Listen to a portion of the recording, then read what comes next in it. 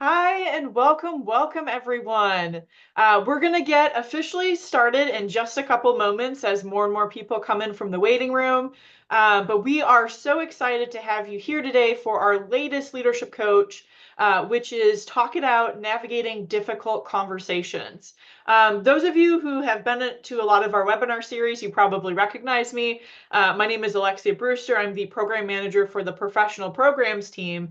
And I typically am the intro person as well as the moderator for a lot of our speakers. But I'm actually really excited to say that today I get to be a speaker and talk about something that I'm actually really passionate about. I'm actually trained in doing as well.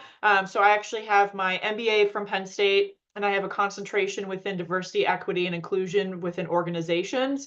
And then I also have a certificate from the International Institute for Restorative Practices on listening circle. So I've done a lot of guided, facilitated, difficult conversations in some group settings. I've also, I think like many people, I've had in my personal life difficult conversations. And I've just learned some tools and tips and things like that over the years to be able to kind of share and really have hopefully a good conversation today around what are the best ways to go forward in this, because it's likely that even if for some reason you haven't had a career difficult conversation yet, it's likely you will at some point in your life.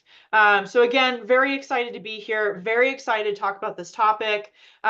Please feel free to put any questions in the chat. I'm going to go over the content, and then afterwards, we're going to kind of open it up for a Q&A, if you will. So if you do have any lingering questions, and during the Q&A also, if you have like an idea or something, technique that you use, feel free to lift it up as well.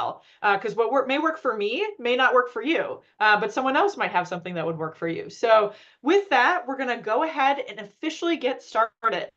So, the main question that I think a lot of people, when they're in a situation where they have to navigate a difficult conversation, their first question is, how do I have a difficult conversation with someone?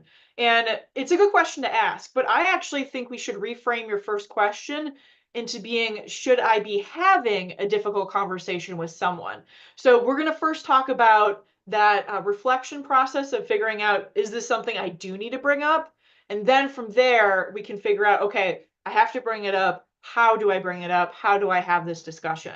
So when should you initiate a difficult conversation? A lot of this information, it comes from Franklin Covey. So Forte, as many of you probably know, has a partnership with Franklin Covey, which is a leadership development organization. And if you are a premium member with Forte, you actually have access to a lot of this information as well. But the first question that you need to ask yourself when you're thinking about initiating a difficult conversation is, one, serious. Is the impact of this issue serious enough that you need to address it? So it's asking yourself questions of, will this continue to be a problem months down the road or even years down the road if I don't address it right now? So that's the first question you need to think about when looking at your situation. The second one is thinking about other options. So you need to think about, is talking directly the best way to get closer to the outcome you want?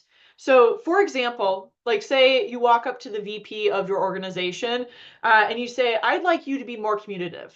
Most likely the VP is not going to respond, sure, I'm going to do that right away for you, Alexia. So it's just something to think about, is like, is talking the best way to get your point across in navigating a difficult conversation? So other things that I want to uplift that you could potentially think about is changing your own behavior, actually. So say, for example, there's someone in the office that talks really loud on the phone. Make sure you invest in really good headphones so you can actually focus on your work. So it's especially for those who are in an open office setting, that might be a really good option. Or another one is maybe think about writing the issue instead of like talking it through. And so especially if like you've noticed like this is a difficult conversation that has happened multiple times, and if you meet in person with this person, it might feel a little bit heated, so you want to try writing instead. And then the last one is give positive feedback when the other person does something really well. So say you have a colleague who always forgets to add you to a team meeting, but they actually did it. And so making sure you thank them and say, oh, thank you so much for inviting me. I feel like it was really important for me to be in these meetings, to help them kind of remember like, oh yeah, this person should be in the meeting with me. So Again, that second question should be, is there a different option that might be better than talking it out? The third question you have to ask yourself is the risk. And I think this one is the one that a lot of people spend a lot of time thinking about the most, or might cause them some hesitation or fear. And it's thinking about, is the conversation worth the personal or professional risk it might involve? Um, a lot of people don't enjoy difficult conversations. Like, that's not a secret.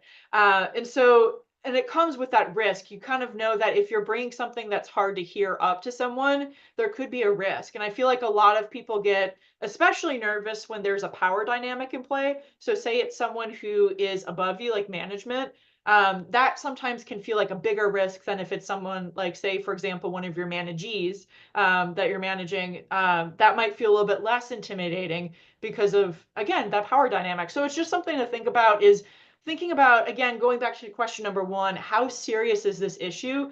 And if it's so serious that it's worth the risk, that means the next steps have to happen. And that's, if you answered yes to all three of these questions, you should be having this difficult conversation.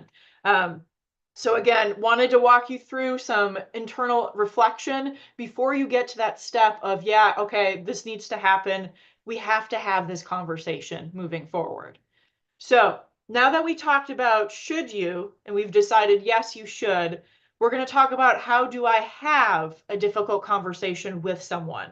So there are 5 steps that I actually want to go over to kind of help you get prepared or in the mindset for having a difficult conversation. The first one is self-reflection. And part of it is you already did with the deciding whether or not to initiate.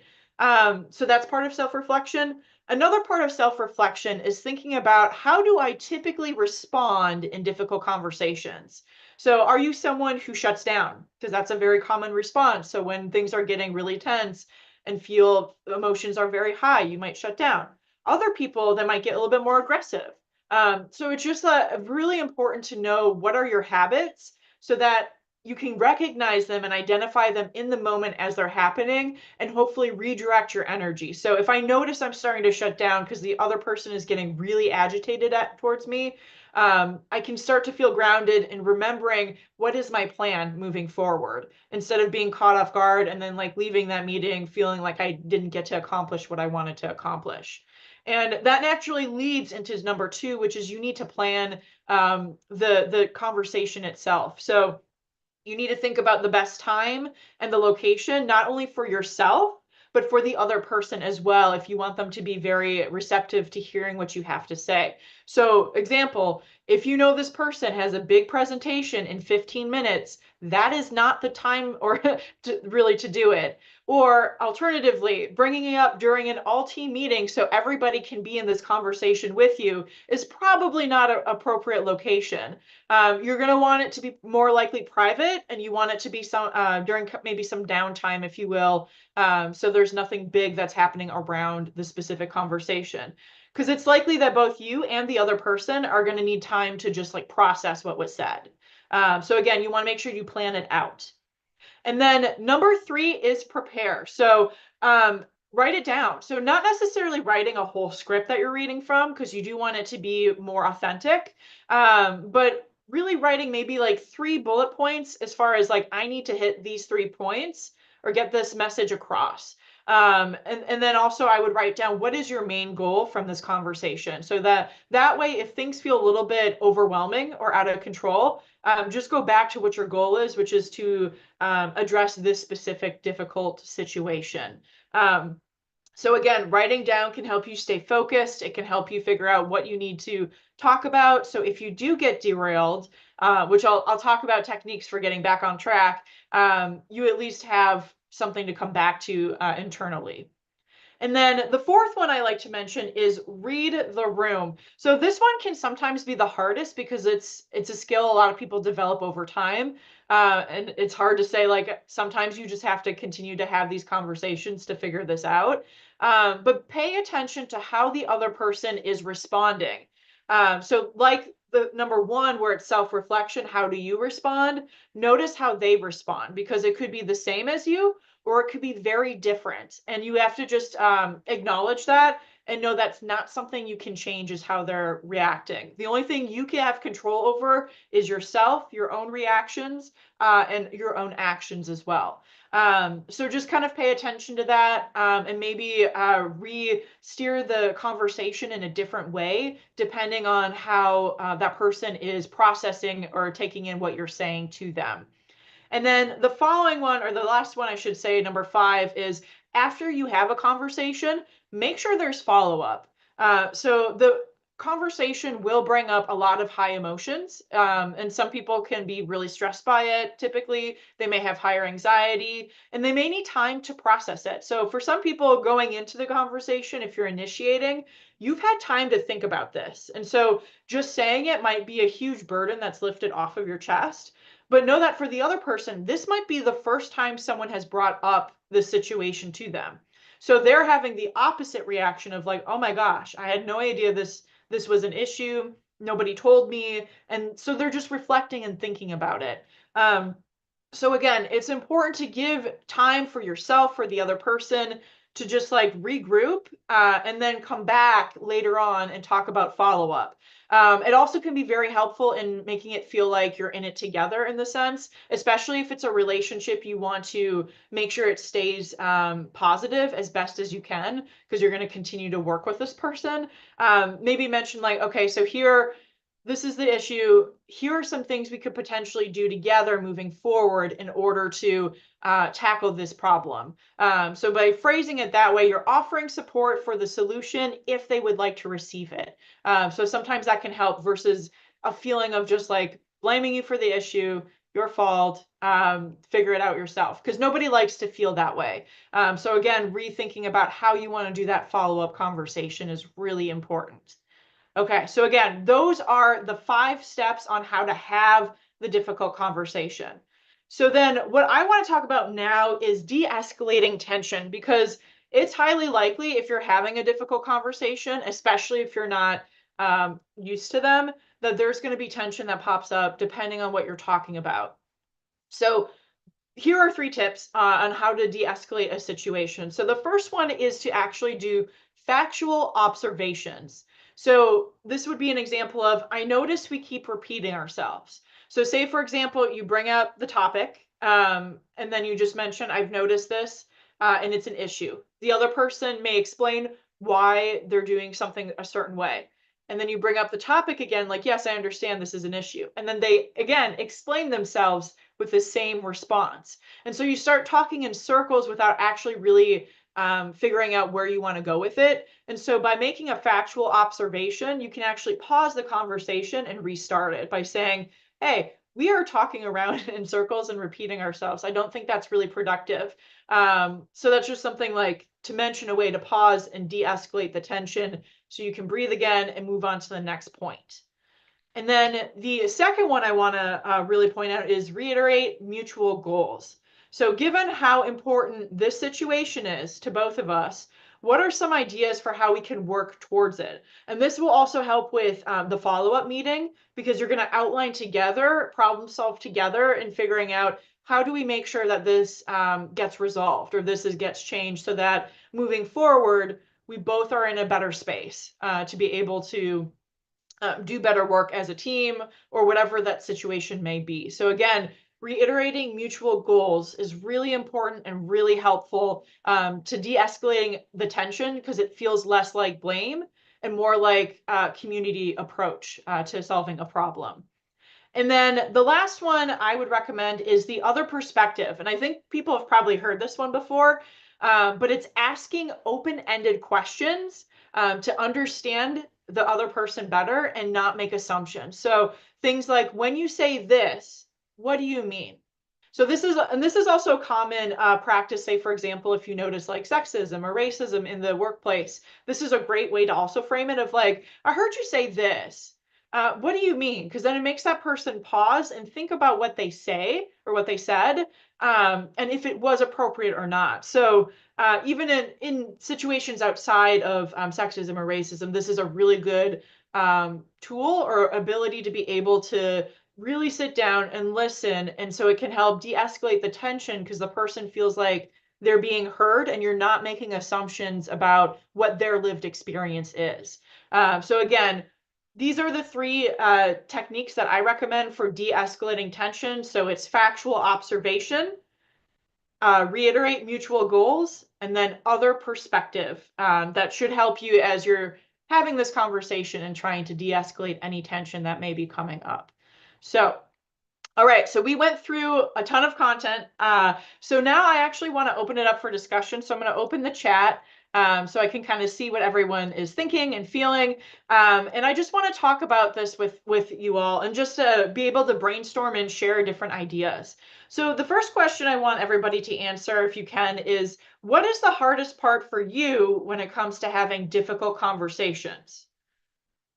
Anything in particular? I know for myself, it's always that risk assessment and worried that I'm getting it wrong or that it's gonna really blow up back in my face.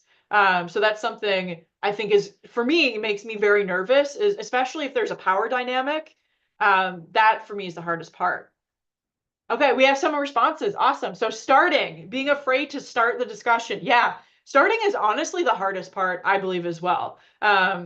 Because it's like you don't want to mess up. A lot of people don't want to like hurt other people's feelings, different things like that, because it can feel very emotional. And then stepping away and letting emotions cool off. Yeah, that's an important one to be able to do. Being calm when initiating the conversation. Yeah, staying calm again, because it ties into that emotion piece because it's a difficult conversation. People can have a lot of intense feelings that you typically don't see in a work situation, or it's not as often versus like personal life. All right, so other things, people are mentioning how your concerns and comments will be received, not being a confrontational person. Yeah, difficult conversations are definitely hard for individuals that confrontation is not something they grew up with. It's not something they practice, because confrontation can be good, but it also can feel very intimidating. So it's just like important to know like where you're coming from personally, and that you bring that into your difficult conversation style, if you will. Yeah, so this is great responses. Really appreciate it. If you have more, please feel free to put it in there. But I do want to move on to the second question, is what has worked well for you when it comes to initiating a difficult conversation?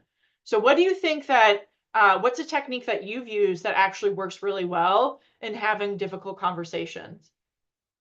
Okay, so someone mentioned trying to make sure conversation doesn't go off note. So reestablishing the mutual goals, remaining focused on healthy conversation when the other person is emotionally charged. Yes. Name it. Start by saying this is difficult. So this is one, I didn't mention this as a tip, but when you're having a difficult conversation, be very clear. Don't beat around the bush. Don't try to like sugarcoat things. Make sure it's very clear what the issue is so they aren't confused by what's happening. So when you don't say what it is, the other person might misunderstand what this conversation really is and what the issue really is. So love that someone put that in there. Anything else? Let's see here. Yeah, asking a lot of questions is really helpful. So we mentioned that active listening can make that person feel seen and heard when it may feel a little bit vulnerable for them to have someone bring this up. Asking what you can do to help resolve the problem. Always good to show that you're especially if it's a relationship you're wanting to continue. Showing that you're here to support the person or individual is so important. So I love that people are mentioning that. Oh, body language is another really good one someone mentioned. So sitting face to face and eye to eye. So making sure that when you're having the conversation, your body language is very open. You're not like hovering over the person so they don't feel trapped or anything like that.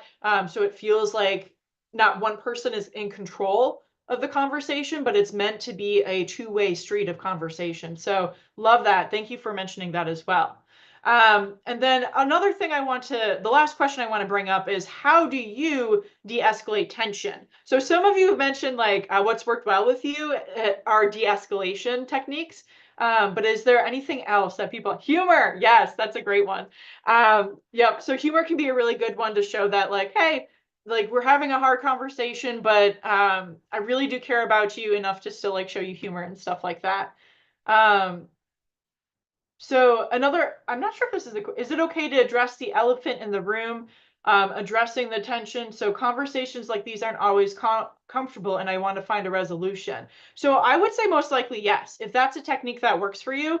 I feel like for me, that's actually a style I like to use, is like just naming it. Like, this conversation is might feel uncomfortable to both of us, but because I care and I know you care as well, I want to make sure we talk about it in more details and we find a solution together moving forward.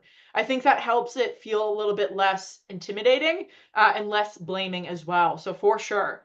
Yeah, people mentioning we're on the same team here. So kind of, again, focusing on a collective we community can really help having these difficult conversations with other people.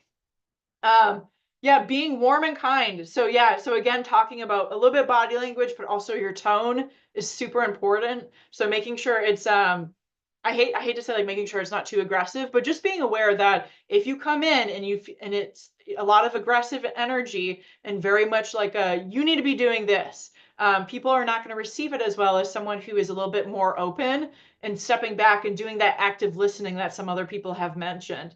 So these are honestly really great responses. So I highly recommend, if I'm assuming most people are, but if you aren't, go into the chat and kind of look and see what your peers are mentioning as far as tips, techniques, and even what's hard for them when it comes to difficult conversations. So again, really excited that we're able to have this discussion. And so what I want to do now, though, with the remainder of the time that we do have, is I actually want to open it up for any questions. So if anyone has a question, please feel free to put it in the chat, and then I'll do my best to answer them. And if I don't know the answer, I would love to uplift the question to the larger group.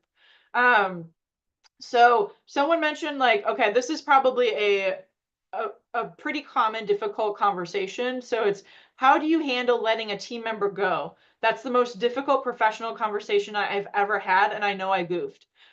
So I'm going to be transparent. I have never had to let someone go. I haven't been in a position to have to do that. If someone has, this is a great place or space to be able to provide your personal experience of things that have worked for you, maybe things that didn't work well. But I do think a lot of the techniques mentioned here can work. It's a little bit hard because you know that the relationship is ending. And so when you get to like the risk question, there's not really a risk because that person does need to leave the organization. But I would stick with, again, people mention like the compassion, the active listening. Make sure it also doesn't go around in circles would be a good one, because this person is processing something that is very overwhelming. And I think many people know, like, getting laid off or anything like that is a very overwhelming feeling. So making sure you're doing active listening is really important, and making sure you stay on task.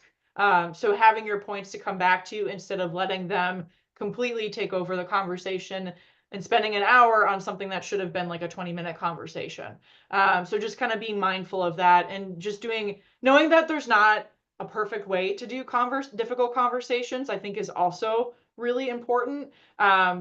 So the more you practice, the better at it you may get. But there's never going to be like you're not going to leave and be like, wow, I'm so good at difficult conversations. Like, most people don't feel that way. They're not excited by difficult conversations. So yeah, someone is jumping in. Yeah, thank you. So there's other comments within the chat, someone mentioning what they would recommend. So definitely, yeah, acknowledge their value to the team, but balance it with the needs of organizations at the time. Yep. So thank you for continuing to add this for a very specific type of difficult conversation. All right. So another one is, how do you do, wait, sorry, one second. Okay, so another question is about, how do you do difficult conversations when the other people pretend everything is okay and there's no issue despite documentation and writing? So this is where, when you get into having repeated conversations with people, this is where it does get tricky, because it's clear that whatever you're trying to say is not resonating with that person, and it could be for a variety of reasons. So this is one where you might have to sometimes like recruit help in figuring this one out. So if there's any kind of like support you can get from higher leadership, that might be helpful in navigating this, because it's clear that at this point, If there's written documentation, there's probably been multiple conversations that you've initiated, and it's just not making sense. So you could either ask for help on how can I change my language so it's more clear, or it maybe even help for, can another person step in and help me do this because it's clearly not working. So those are just some things off the top of my head that I'm thinking about. And then I do want to get to this one. So how to navigate sexist and misogynist comments said to you, which are usually heavily veiled and to avoid HR. So I'm going to be honest, just to kind of share, I've been in work situations where I've been the recipient of these comments, and I've also been in situations where I was the bystander of these comments. For me, it was weirdly harder to advocate for myself because of the power dynamic. I didn't feel like I could. But for when I noticed a comment said to a peer of mine, I did take that person aside and I had a conversation with him about it, about how he should not be treating this person this way. And it's hard. And I would say the best way to do it is that the questioning. So when mentioning before about asking the other's perspective. So if it's still very clear that's a sexist or a racist comment, but pretending some in the sense of like, oh, you said this. What do you mean by that? And making them actually think about what they're saying. Sometimes they'll come to the conclusion then, as they're trying to explain their way out of it, that that actually was very inappropriate. If they don't come to that conclusion, sometimes it's an opportunity for you to educate that person of like, oh, well, I want you to know that this sometimes can be perceived this way. So that can be like a way to start those kind of conversations. It does get tricky with that stuff, just to be very transparent with HR. The route that I went was not through HR because that's just what I preferred to do in the moment. But it is, I'm not going to say it's going to be easy and it's going to solve it, guaranteed. But I think that just kind of depends. It's the best you can do in those situations. So I'm just seeing if there are any more questions, because these are really good questions, because I know that these situations pop up for a lot of people. So I'm just seeing.